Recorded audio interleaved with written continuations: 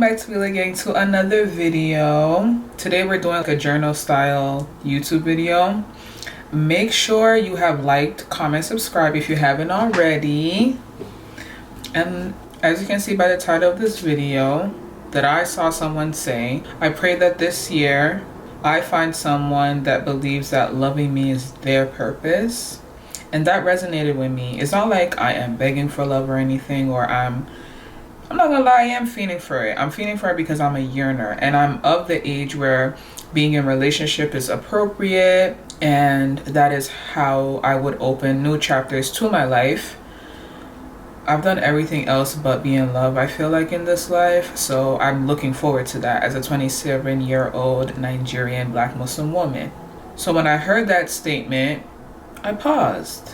I said, this person really said, I pray that I find someone that believes loving me is their purpose. And I was like, that's real. That is so real. That was a point that was made. And when I read this, it didn't feel like a wish. It felt like a prayer that I've been saying without words, because I have been in a courtship before. And I don't think that that person's purpose in this life was to love me. I think that that person just taught me an experience, and that's just what it was. And it hits me deeply because of the season that I am in my life, where I feel very, very, very, very, very, very, very lonely. And I come home to my 1-bedroom apartment. It's just me. I can call my friends on the phone, but there's no other feeling like being with someone that is your person and they truly understand you and you're navigating life together in the physical sense, because I'm grateful for the people that I have in my corner. However, I want someone that could literally be in the corner of my bed with me. Someone that I look forward to making their birthday cake every year. Someone that I could just talk about things with, and it's like from their perspective, and they're more than willing to understand me. And even if I'm wrong, they're willing to correct me. Someone I can learn from. Someone that is ready to provide for me. Someone that it doesn't want me to filter down my personality just to be their wife or for them to be my husband. I do not want that. That is something that I dealt with prior, and I never wish that on my enemy.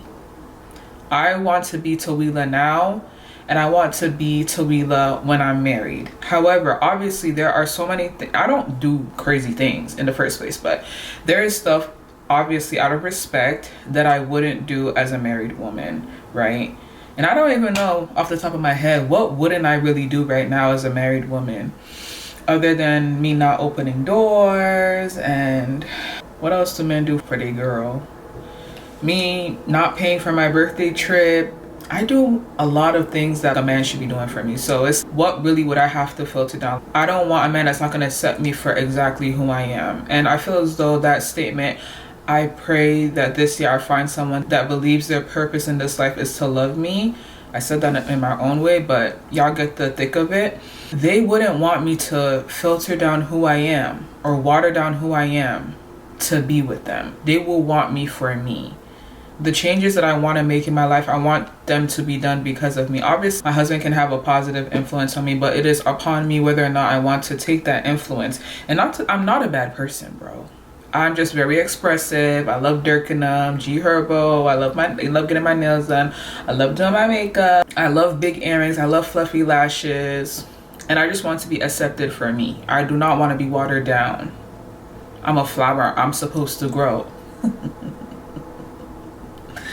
Okay?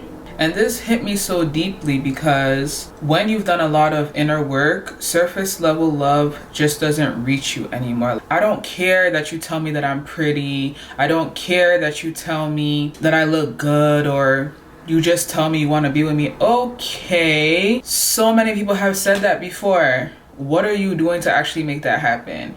What are you doing for us to actually go out on a date? What are you doing for us to actually build our life together? I really want depth. I want the love that meets me next to be filled with depth, intention, and alignment.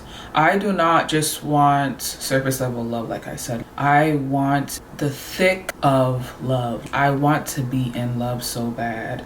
And I'm not saying this desperately. I'm just saying that like I want to know what that feeling is, if you get what I mean. I've went 27 years without falling in love, and I want to know what that truly feels like. And with the work that I've done on myself, recognizing who I am, and I'm very aware of who I am, what triggers me, what I don't want to be, and who I want. So I've done a lot of inner work to know that the love that I need to be an even better woman that cannot be surface level.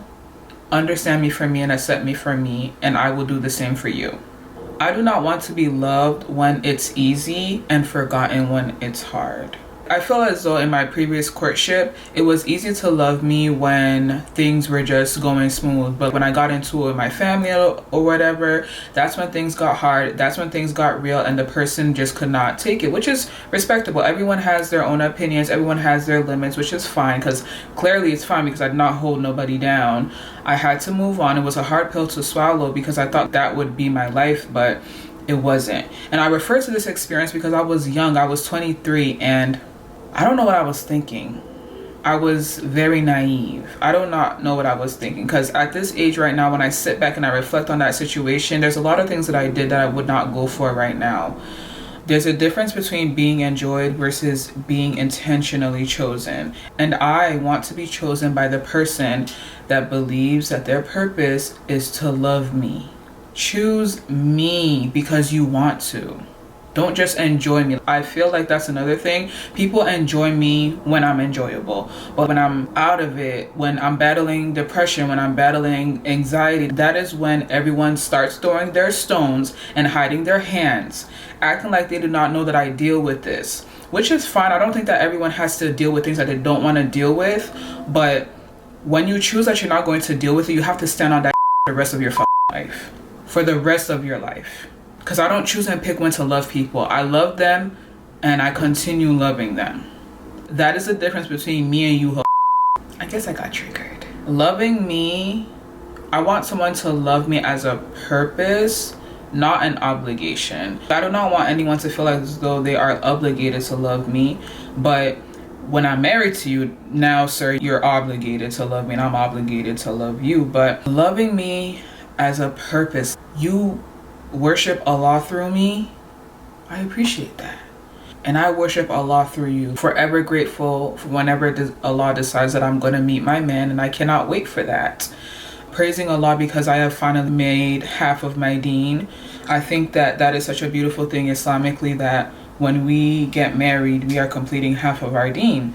And marriage, I think, is a act of worship, because this is something that the Prophet sallallahu alaihi wasallam told us to do, and it is something that I look forward to. Waking up for tahajjud together, obviously these are the bare minimums, but it is something that I look forward to doing with my husband, because it's some days that I struggle to get out of the bed because of what's going on with me, or I just don't have the motivation to, or I have insomnia and it's hard for me to get up to pray Fajr because I have a hard time falling asleep, unfortunately for me. So I don't, like I said, it's just me. No, I don't have my siblings, my sisters to wake me up 2-3 times, or my mom to come and knock on my room door to be like, it's time to pray Fajr, we're going to the masjid.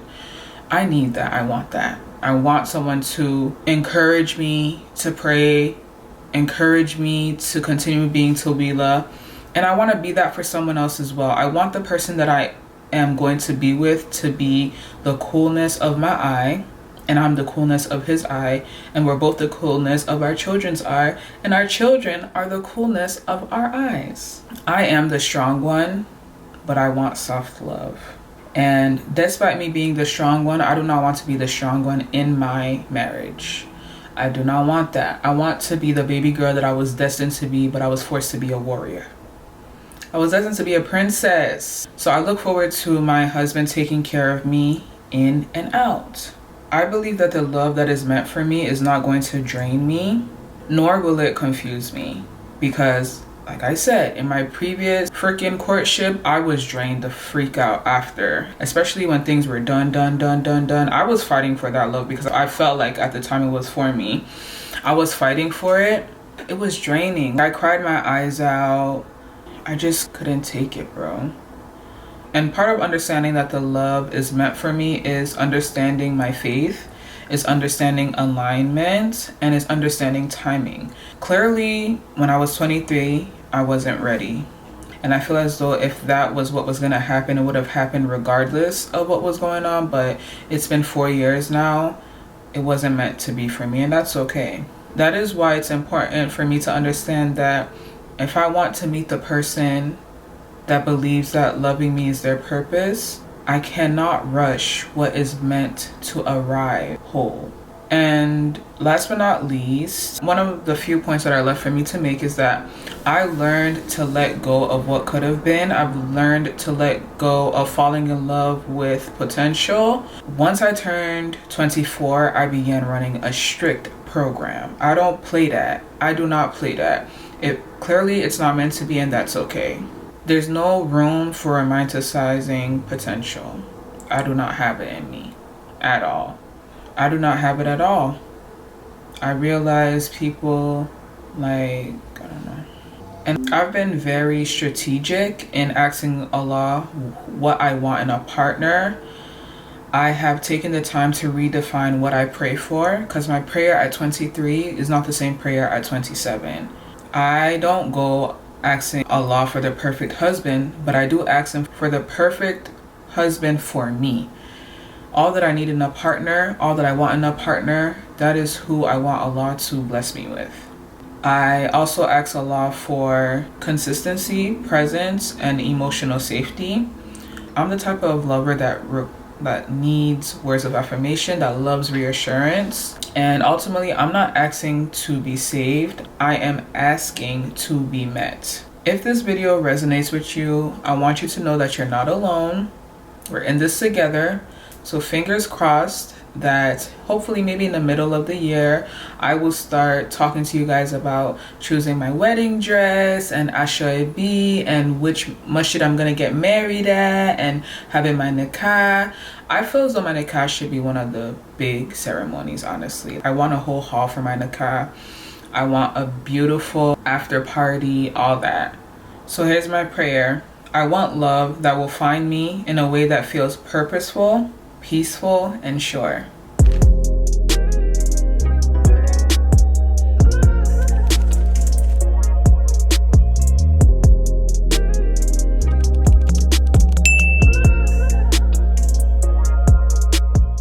Make sure you like, comment, subscribe for more videos, and I hope to chit chat with y'all soon. Mwah.